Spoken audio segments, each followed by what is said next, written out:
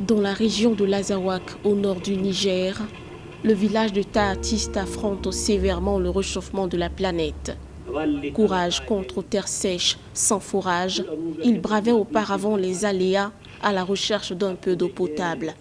Quotidiennement, c'est contre poussière et rafales de vent sec que ces adolescents, pour de l'eau, défiaient la rudesse de la nature aride, désertaient même l'école. C'est cette réalité implacable que décrit ici, dans ce film documentaire intitulé Marcher sur l'eau, l'actrice et réalisatrice Aïssa Maïga, qui sonne l'alerte sur l'urgence climatique.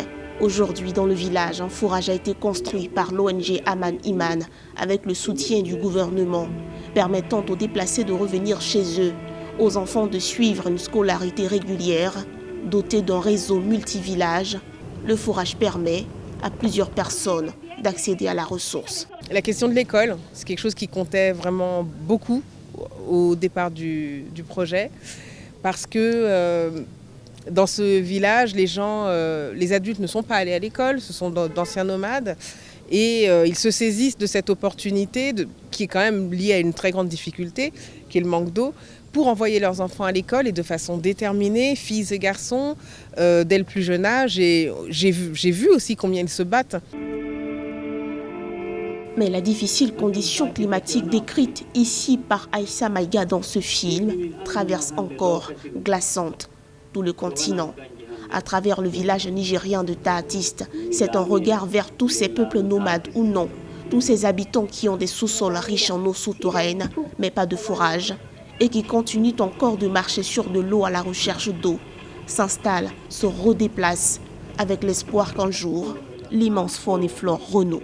En suivant ces films, on se rend compte un peu des difficultés que vivent ces communautés et de la lutte qu'elles-mêmes, la résistance. D'après un rapport de la Banque mondiale publié en mars 2018 sur les 140 millions de migrants climatiques potentiels dans le monde, quelques 86 millions d'Africains au sud du Sahara pourraient être concernés d'ici à 2050. Avec le réchauffement climatique planétaire, des milliers de villages se tarissent, se perdent dans les méandres des aléas.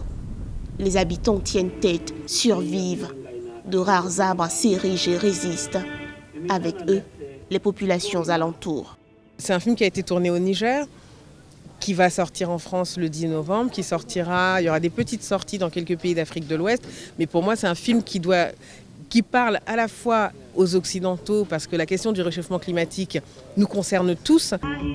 Présenté lors du Festival de cinéma de Cannes en France en juillet 2021 dans la section Cinéma pour le climat, puis à la 27e édition du Festival panafricain du cinéma et de la télévision de Ouagadougou FESPACO, tenu du 16 au 23 octobre 2021, Marcher sur l'eau d'Aïssa Maïga sortira officiellement au cinéma le 10 novembre 2021, au moment où se tiendra la 26e conférence des parties à la Convention cadre des Nations Unies sur les changements climatiques, mais 6 ans après les négociations de 2015 en France, où les États du monde s'étaient engagés à limiter le réchauffement climatique mondial à 2 degrés Celsius.